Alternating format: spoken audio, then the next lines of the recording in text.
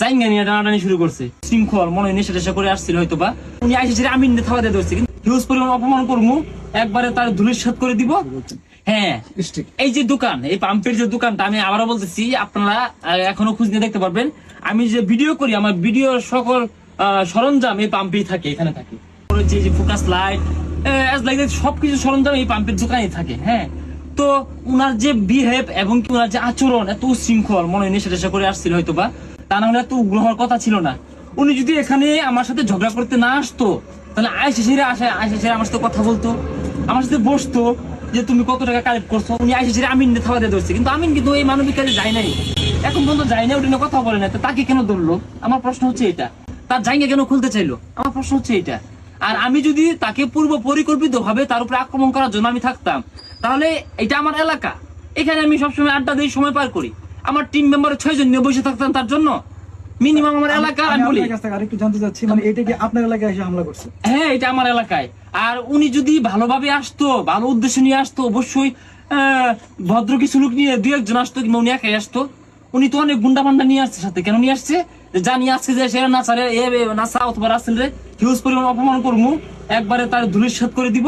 আর মানে পারলে তাকে মানে আক্রমণ করবো, তার উপরে মানে আঘাত আনবো, তাকে মারবো, এমন একটা উদ্দেশ্য ছিল বিধায় আয়েসে মানবিক কাজটাকে উনি না হাইলাইট করে জাইঙ্গা নিয়ে টানাটানি শুরু করছে।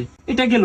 আরেকটা কথা বলি, আমি যদি তাকে মারার জন্য কিংবা তার উপরে আক্রমণ করার জন্য আগেই প্রস্তুতি নিতাম, আমার টিম মেম্বার 6 জন নিয়ে বসে থাকতাম, আমার আসছে মিনিমাম 40 জন। সকলের কাছে প্রশ্ন আমার, আমি কি টিম মেম্বার 6 জন নিয়ে বসে থাকতাম? কখনো না। তাহলে কেন বলে যে পূর্ব পরিকল্পিত? আমি বলি যে হ্যাঁ, তোমাদেরটা পূর্ব পরিকল্পিত। কেন তোমরা লাইভটা রানিং লাইভ নিয়ে আমাদের এখানে এন্ট্রি নিছো? তার মানে তোমাদের উদ্দেশ্য ছিল এইটা, যাই আজকে নাসাকে মানে মারি কিংবা নাসাকে অসম্মানী করি, মানহানি করি। হ্যাঁ, আমি যদি জানতাম যে তুমি এখানে আসবা, তাহলে তো আমি আমার গ্রামের লোক এক করে রাখতাম। আরেকটা বিষয়, ভালোবাসা মানুষ আমাদের আছে। মানবিক কাজটা কিন্তু নিজের থেকে আসে। ও আমি আরো কয়েকটা ভিডিওতে দেখলাম যে জুয়েল সাহেব যিনি আছেন, তাকেও আলটিমেটাম দেওয়া হচ্ছে 1 লক্ষ টাকা আপনি দিবেন এইভাবে। আবার আপনাকেও বলা হচ্ছে যে বাকি টাকা আপনি দিবেন। মানে এইটা আপনি কিভাবে? এটা হচ্ছে প্রতিহিংসা, এটা অবশ্যই প্রতিহিংসা। মানবিক কাজ কাকে বলে?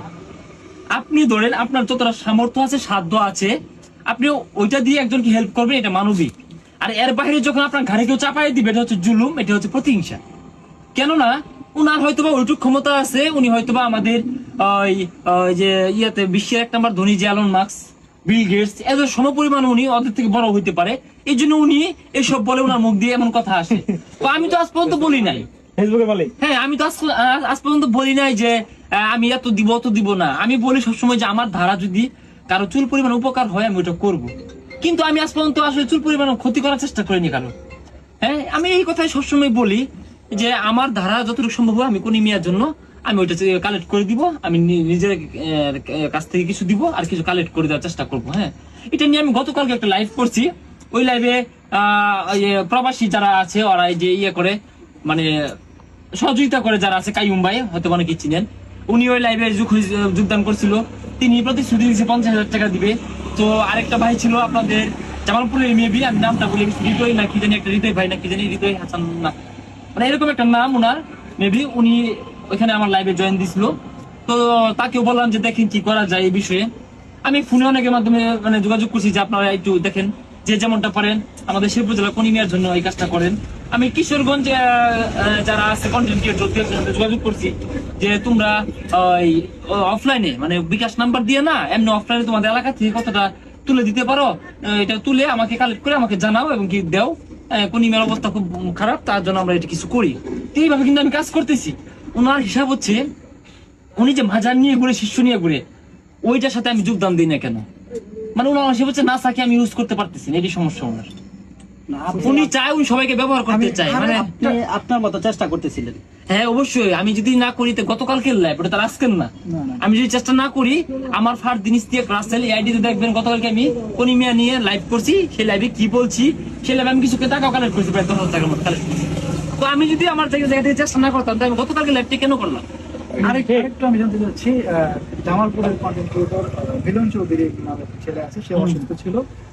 আমরা লাইভেও দেখেছি যে এর ভিতরে বিল্লালের মা অসুস্থ হয়েছিল, সেই সুবাদে তিনি ময়মনসিংহ হাসপাতালে গিয়ে একটা ঘোষণা দিয়েছিল যে মিলন চৌধুরীকে 1 লক্ষ টাকা তুলে দেবে। তো সেই টাকাটা তুলে দেয়নি, তার পরিবার থেকে আমরা যত জানতে পেরেছি সে পায়নি। আজকেও একটা ভিডিও ভাইরাল হয়েছে মিলন চৌধুরীকে নিয়ে, যে তারা কোনো টাকা পয়সা পায়নি, একটা ভিডিও তারা করেছিল। এই যে যে টাকাটা সে দিল না, এই বিষয়ে আপনি আচ্ছা, তার কি এখানেও টাকা দেওয়ার নাম করে ভিডিও বানিয়ে নিয়ে আসছেন। আচ্ছা বুঝতে পারছি, আমি বলি হ্যাঁ, উনি যদি সবসময় যদি অন্যকে দোষে, এর আগেও উত্তরবঙ্গে সাইমনের জন্য কাজ করতে গেল, কাজ করার আগে কি একটা বেশ লইলো, ওখানে বলতেছে যে আমার কাছে টাকা আছে, আমার দেওয়ার মন মানসিকতা নাই, এটার জন্য দায়ী হচ্ছে নাসা ভাই আর জুয়েল ভাই। আচ্ছা আমরা না করছি, মানা করছি তাকে? করি নাই। হ্যাঁ, তার কিছু কাজ খারাপ লাগছে বিদায় আমরা বলতে আমি কথা বলছি, একটা ফানি কন্টেন্ট বানাইছি, আর আমার হচ্ছে ফানি কন্টেন্ট, আমারটা ফানি ভাবে নিতে হবে সবসময়, আমি সিরিয়াস কোনো কথা বলি না, আমারটা ফানি কন্টেন্ট, কিন্তু আমি অনেক কিছু নিয়ে এবং ফানি করি। সেই জায়গাতে বিল্লালের নাম মনে হয়। আচ্ছা সেখানে ওটা দোষ দিল, আচ্ছা সেটা গেল। আমি যদি বলি আমাদের পার্শ্ববর্তী জেলা জামালপুর জেলার যে মিলন চৌধুরী, উনি একজন কন্টেন্ট ক্রিয়েটর, হ্যাঁ, ওনাকে যদি আমার দেওয়ার ইচ্ছাই থাকে, আর যদি ওটা যদি সহি হয়, ওটা যদি মানে ভালো উদ্দেশ্য হয়, তাহলে অবশ্যই উনি একজন কন্টেন্ট ক্রিয়েটর, ওনার সম্মানের দিক চিন্তা করলে তো আমি গোপনে দিব। কেন করব? অবশ্যই এটা মিলন চৌধুরীকে ছোট করা হয় আর বোঝানো হয় যে দেখ আমি সবাই দিতে জানি, আর কেউ পারে না, আমি সেরা। এই হচ্ছে ভাই আসলে একটা প্রতিহিংসা, যে নাসাদ কারো দিতে পারতেছে না, কিন্তু আমি টুকটাক যে কাজ করছি ওর সঙ্গে উনি মানে এই কন্টেন্ট জগতে আসেই নেই। আমি যে কাজ করছি, আমার ওই কাজের রেকর্ড, আমাদের এখানে একটা ইনসাফ একটা সংস্থা আছে, মানব কল্যাণ সংস্থা ইনসাফ, এটা 12 মাস কাজ করে, মানে একদিন 2 দিন না, মানে 24 ঘন্টা কাজ করে, অসহায় হতদরিদ্র মানে মানবিক কাজগুলো সবসময় করে ওই সংস্থা, উপদেষ্টা আমি। তো ওইটার মাধ্যমে আমি অনেক কাজ করছি, অনেক কিছু করছি, ওগুলো রেকর্ড আছে। ওই সংস্থার চেয়ারম্যান মাওলানা হাবিবুল্লাহ পাহাড়ি সাহেব, উনি কিন্তু এই বিষয়টা জানে। উনি আজকে একটা পোস্ট করছে যে রাসেল ভাইয়ের কাজগুলো মানে উনি গোপনীয়তা নিয়ে কাজ করে, সবসময় সোশ্যাল মিডিয়াতে নিয়ে আসে না। অনেক কাজ করছি, আমি ওইভাবে করি না, মানে আপনার আমি জানতা করেন সেটা, কারণ আমার সামর্থ্য, আমি কারো কাছ থেকে বিকাশটা আমাদের কালেক্ট করি না, আমি আজ পর্যন্ত করি না যেভাবে যে এটা আমার বিকাশ নাও, এটাতে পাঠান, অমুক কাজটা করবো, আমি করি না এই কাজটা। কিংবা কোনোদিন আমি স্টার সেন্টারকে বলি না যে আমাকে স্টার দাও, আমি এই কাজটা করবো। আমি কোনোদিন প্রবাসী ভাই থেকে বলি না ভাই আপনারা টাকা পাঠান, এই কাজটা করবো।